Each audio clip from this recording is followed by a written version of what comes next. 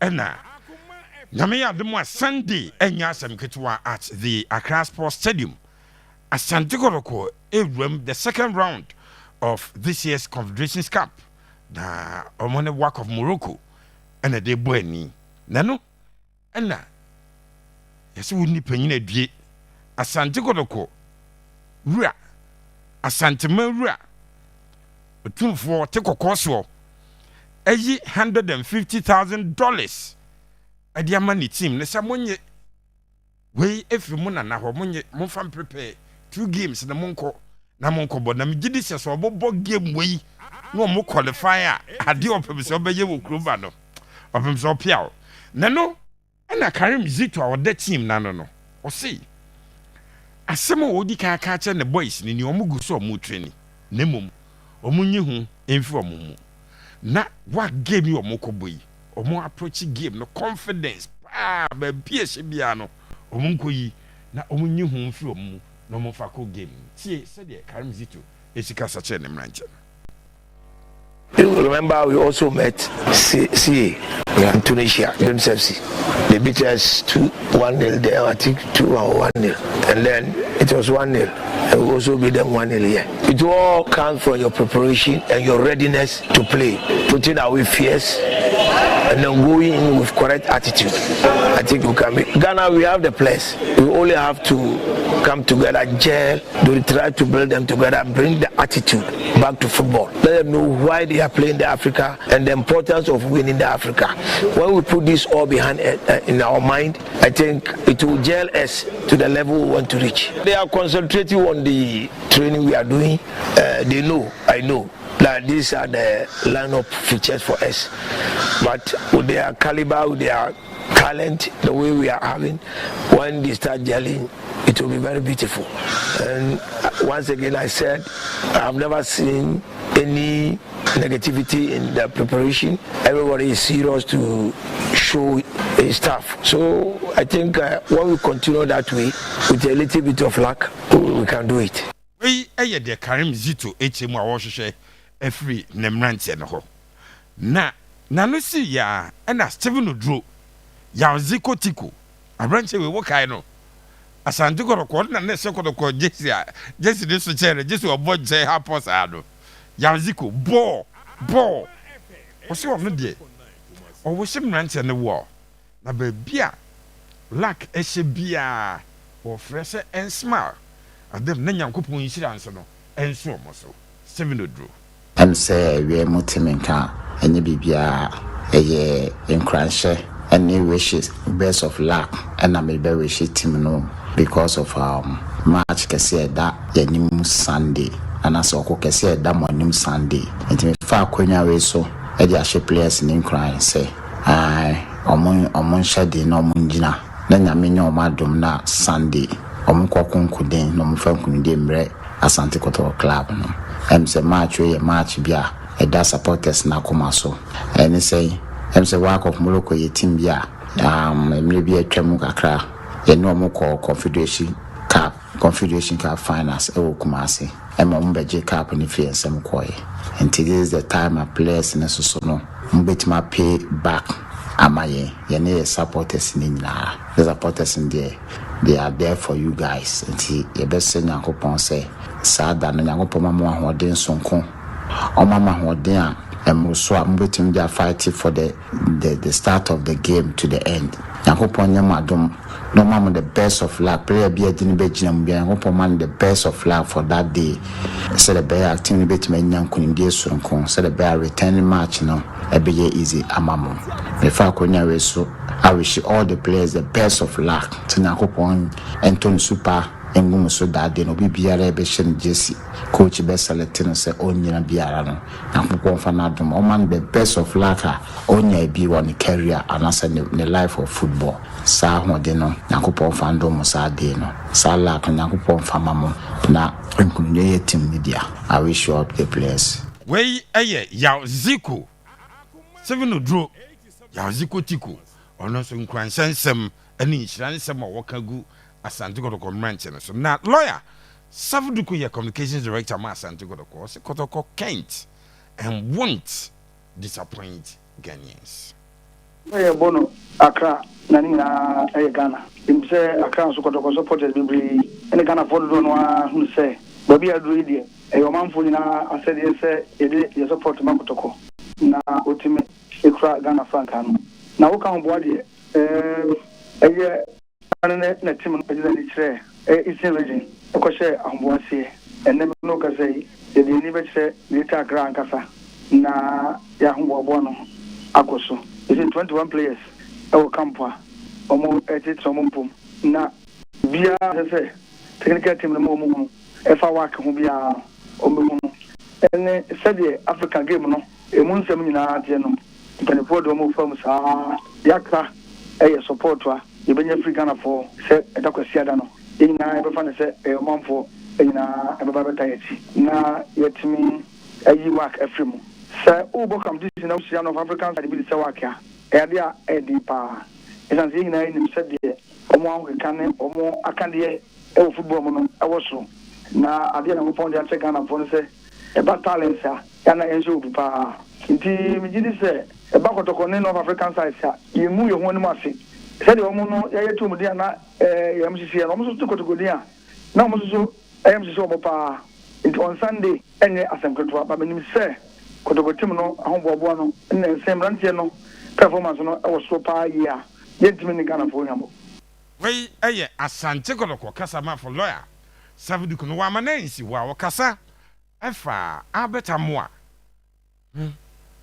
sen eneko den eko so abeta moa eni se no ka so mbeba enne ukoi kwadai but I say entie for aba se o channel pamom na a contingent of 54 omodo omoni se Ghana na omoni Kotoko abesi eni ntino e ho omoni so ochina omba be dukru mu a oh ye de naba no ho ye oh say last match e ko ball no abrankese no na no ho ye but ye anyen se abrantie no o hwe mo dia obo no amia e wo so pa tino e pese no to ni ye pa tete de nyam yadom ne ho to ni ye pa o kampa o de training se ko siada one na mlanti aka nyina no ombe ko mo e dia ma omai kronkron ga de be o de pa ne se Kotoko ye benya very good results na ye ko second leg na e baso next week Friday na enko ye dem ayepi na Kotoko betime adu money zone ho na big boys the African game no ewo ye ka big boys dia ye se Kotoko ka ho dia ene ye se Kotoko support bia beta yeti na ko siara ye timi se work ni ye se omuye na ye timi go do group stage ho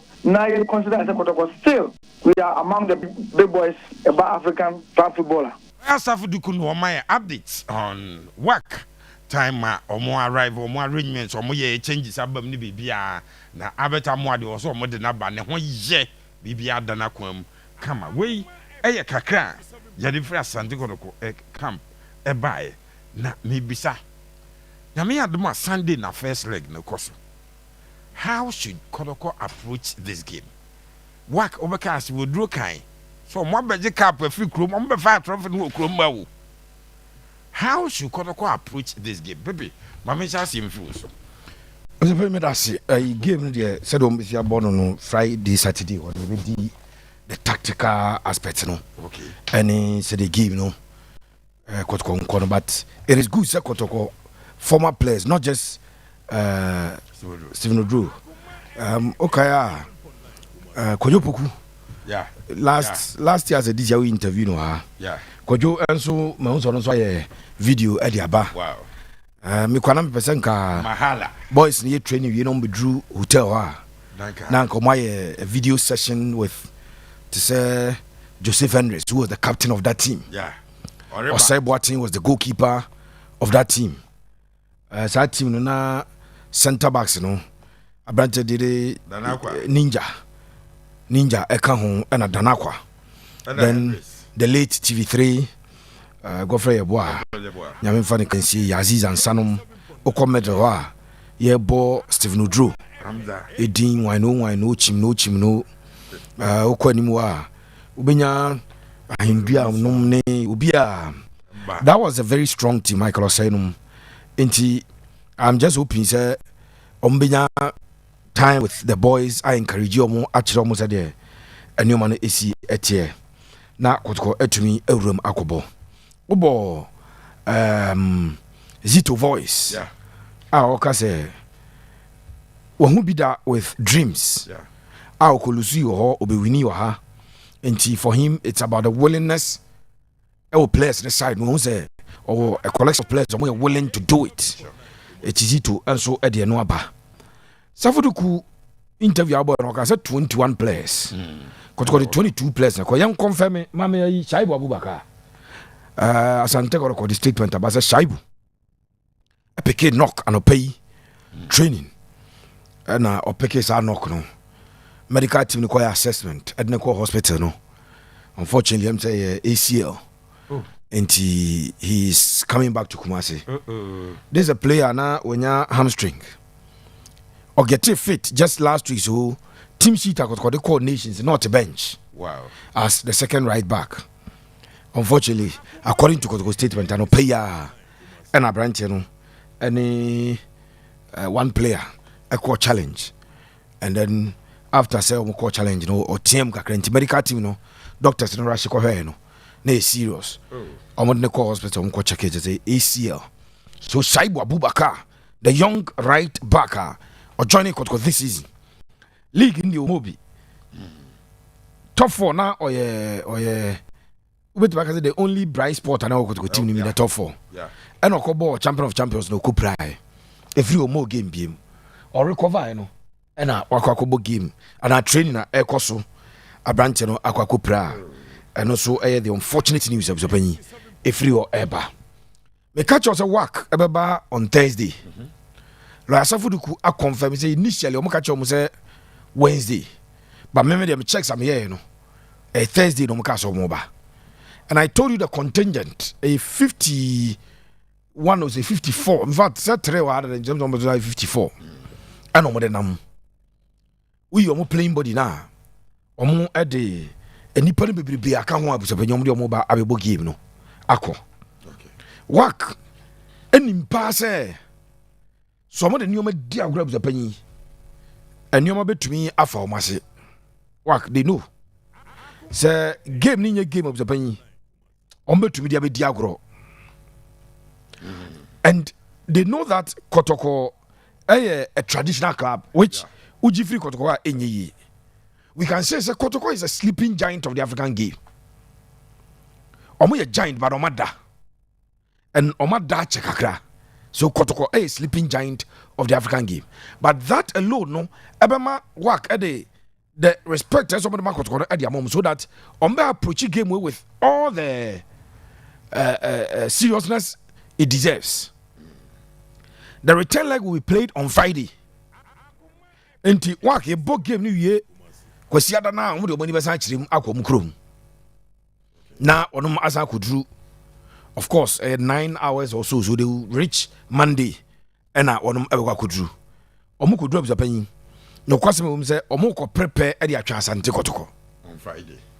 There's one thing that metimi aka say only North African opponent ebo game na first game no. Well, one mob the old person or bar. Now all have because we must first game no. You started return encounter 15 minutes about the said you now Yeah. I have watched them closely. I've traveled with teams to play North African oppositions. When they come away, now bet me or more, upper first 30 minutes, you know, pay 2 goals to be go. Yana, they don't play with, in fact, 60% of their might when they travel out. Na first leg.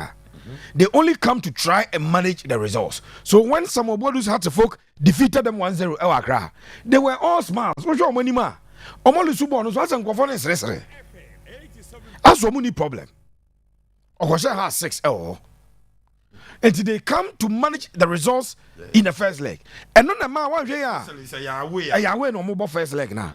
So one year because the angle for his one said an yes, but almost Sunny Goose one knows as we timpa. So we are just hoping, sir, Asante Kotoko. Ebe to me, enya results are eba boa ama almost stay competitive in the game going into the second leg.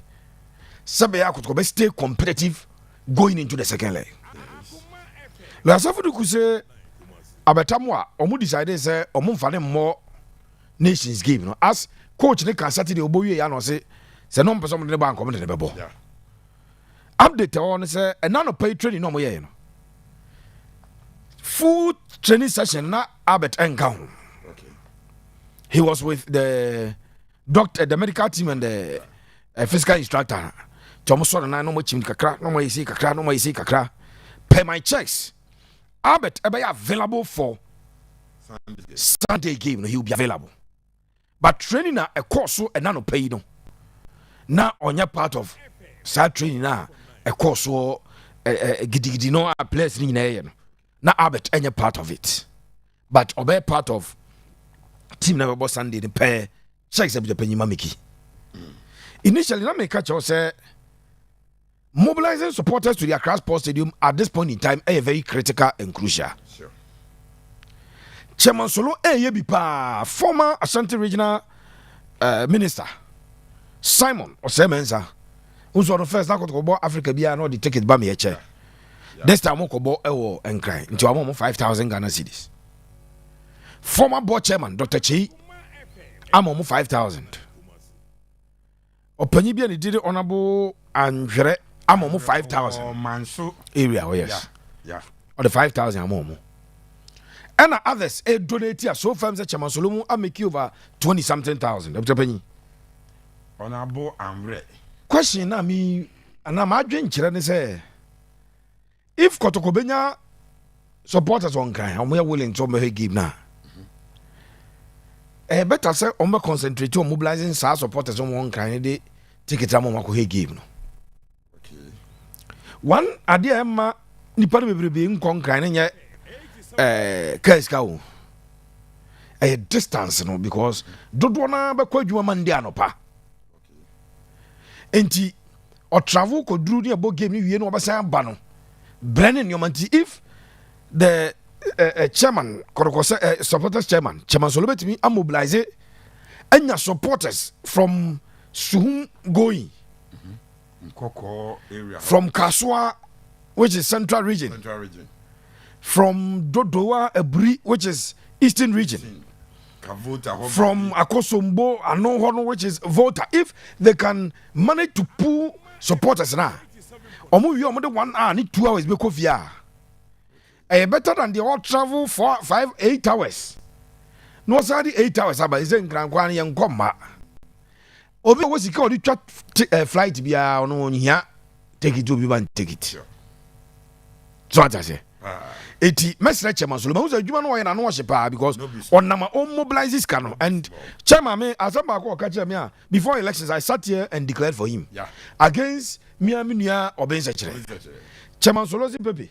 Kotoko na adwuma na me be no sebe me me fa wan city free team no mu go madaje na me misika e na me sade aba be hye Kotoko no mu enti nipa donate nyina na be say game ni ekroma enka ticket ne baba chairman and reach out to more people when I say obi say Dr. Kokutin no despite no omontonchi omu nyina Kesben no obi a we kura na yi ancha MPP fo be omayi is be have so fans you free Brian say we show guy pa no African Japan obi anto yi 500 300 say if they can share those tickets to people in Accra that would be my recommendation. Okay. Because they see in Kotoko so high buses as I ni panakwa the cost for bus ne ka for ticket ne ka if you can get people won cry who be eliminate bus ne free name for ticket more at gate no more stadium organize supporters to say fabus occupying tertiary for there so mo etimi gada o mo nyina de o mo tra bus because o mo ma betonyom at this point I expect Kotoko any national supporters union from sugar was there supporters union of Ghana yimo aprigu chakapama eso mo no kasa o mo baba free stadium nya de be ma so talk to them find a way to mobilize them let them be in the stands no mo matonyo no the atmosphere nanka baba be create in the Japan yempo Accra Sports Stadium ain't being create this atmosphere in terms of attendance no and this ambience no dey nya ho but kakra no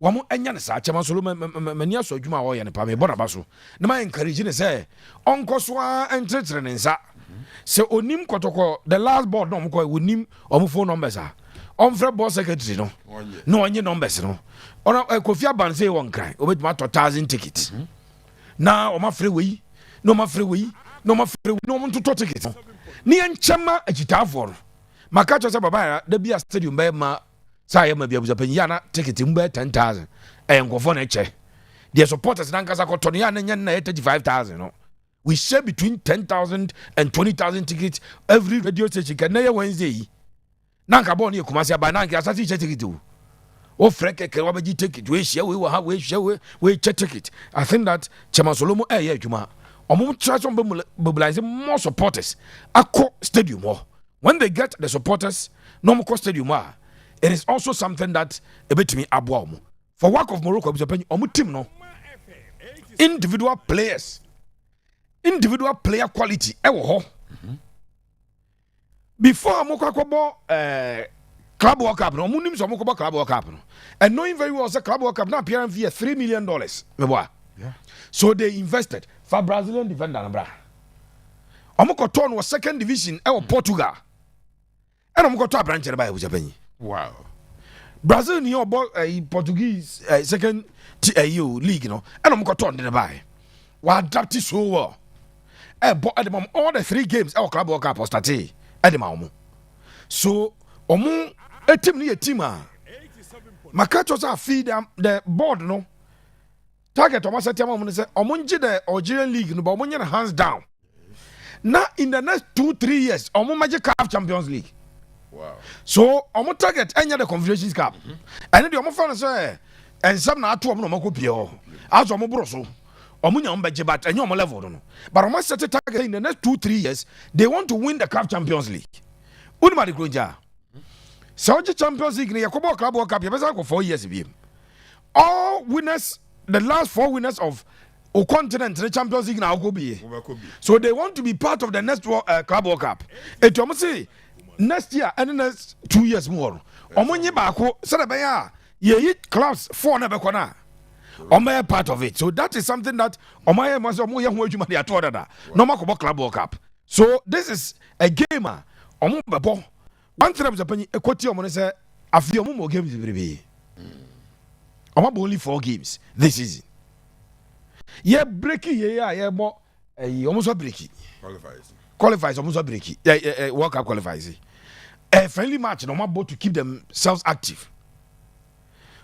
See I call omo page omo dey told say omo last training omo wrap up omo eba enkran njomo tim echina and I be minim say na nwumre ya na omo bedru echina no pa no na for omo bedru nkran Kotoko work of Morocco is a big game on any day if game no baso e wo Kotoko home venue se chita for kohwe wa obetumi akono but you encourage you more bank crying mum do na if we get more people in Accra if we get 5,000 10,000 people we are willing to attend the game in Accra I believe that Japan nkopem so $150,000 1.7 million Ghana cedis nanka baba era ya set target say yenya ebia 1 million Ghana cedis yen fans open so aboka 700,000 kra unze kenya bad but untimi ko set target no na no de o be ka che so munya 240,000 or so etinye sika gross na entity na inisuru bibiri sa but sa na akwa and we number of people na coin no a munya says kana any we Kotoko James 50 cedis at the popular stance normal 200 cedis at the VIP no I believe say we must mobilize more people scan bit makosoro we should create an atmosphere na the entire system mean to be can be no a venue no sanka game na baso baba ya Japan enka will create the atmosphere baba ya a created dano sure and then nka juma me be kire Ghana Nigeria 2002 World Cup qualifiers can be kire pictures can be kire Ghana Egypt playoff World Cup playoff one they call Brazil 2014 coming 6-1 oh okay coming sir you know baba kire come be kire Ghana Zambia yes that time no na Yeah, ton ticket, yeah, ticket, only a ton ticket. Angel FM. for nam. You know, some barricade now, be the Nkomu, I can say, could be tough from. Say, I can come with the Zulu, or per ticket at all. Young Fancher. I can make no South Muffian, but you can't sit in Kumasi and assume there you get the numbers. Baba, I ran by ma. Now, if you have a charity and supporters in here, yes, I dear. None can make catch supporters, and Kababa, I am Obia Padaba. Some go for Moya, Kabiru, the Modia, fire flare. Yankee the pardon, obey. Says Timmy Piano, be out to Padaka Krakosro. The stadium, one more, this year, and your Grimo.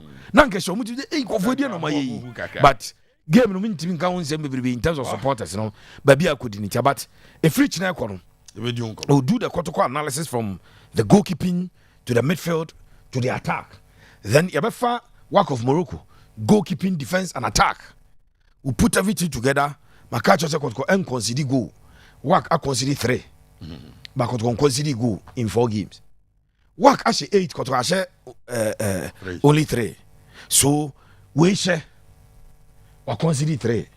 We and papa on consider B. How do you marry that? Nina a job to pay They should also utilize students in the various tertiary institutions in Accra. We, if we quite Peter, honestly, I disagree with Seraph. Those nations qualified while playing against the so-called big nations. They deserve to go to the World Cup because they have beaten the ones who think they are big. Also, those teams we think are big should have proved that they are those who deserve to represent Africa. Otherwise, we shouldn't play qualifiers. MC Malik. Or this a rough and yajuru baku. Seraph, Asante Kotoko gave me SA, but Zito is one in the boys about confidence, elimination of fear. Yaziku, a bompire momo. Kotoko, almost try. So say, Yansha, a yika crown. Now, work any Kumasi Asante Kotoko car. In fact, say just about pedigree now, Besha. They are not far off. But she pedigree. No asaba Besha. Say Kotoko Diana Kwakoye. He's and I work I'm maintaining significance. The Ababisi Nanu the maiden edition of the Club World Cup. They were there. It's work that's the difference with the Kotoko Diana past glory. Work still they are relevant. I mean work at CAF Champions League 3 times. Omaji Cup Winners Cup 1. Omaji CAF Super Cup 1. Moroccan League Omo Adjin 9 times.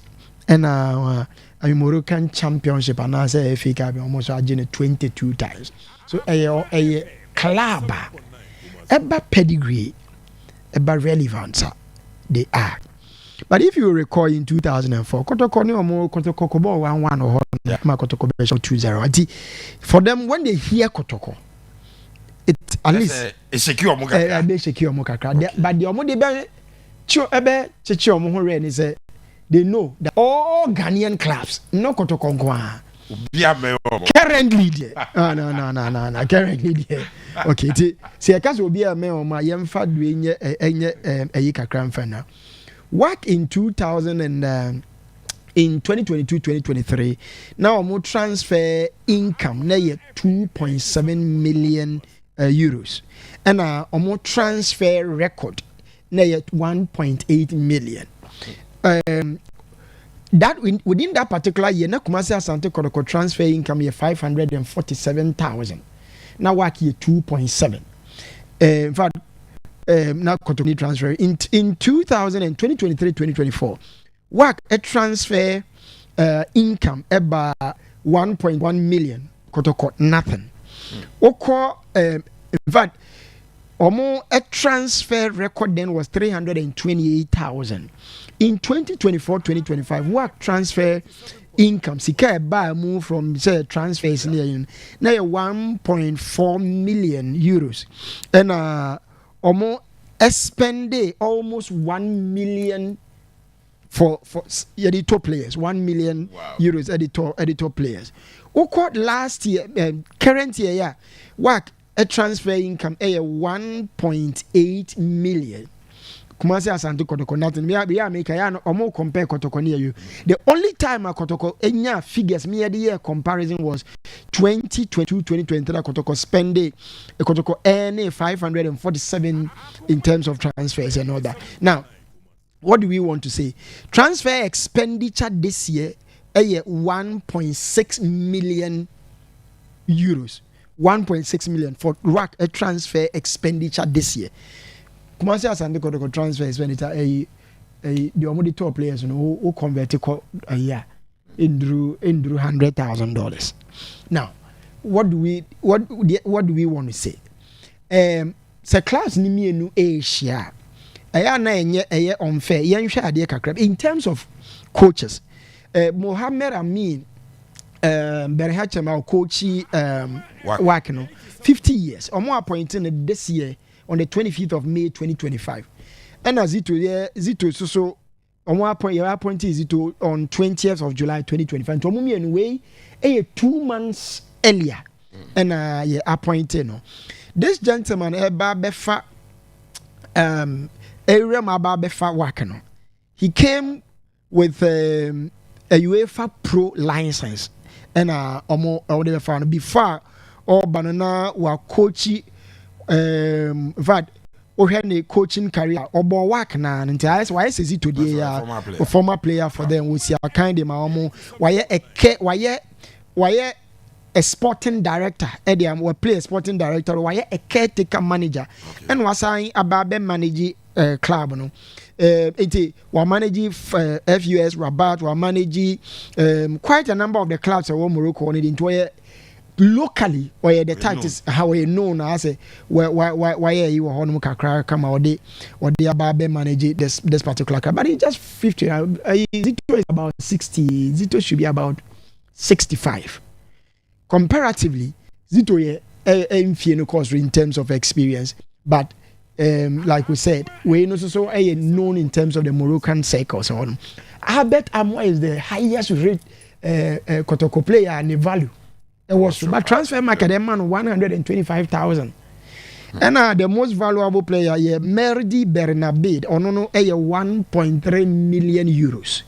To 1.3 million euros is the most valuable player for what? And I bet I'm 125,000, almost times more than times 10. And the most valuable player for why. There's a club or multi over 2 point something from transfer. And yes, club work up not some they can set transfer year to player and no multi say you 1.5 million they could German so for players or modisi you enti yeah comparison meaning analysis. I also how we situate the analysis now one kikaki can someone like Ensasa account, Kotokone wake Kotobansa the same. You look at a lot of things and you will be unfair to Kotoko, expecting beyond what they can do with them. On JSK go start. What said born as a training as a mudi diagro because and yes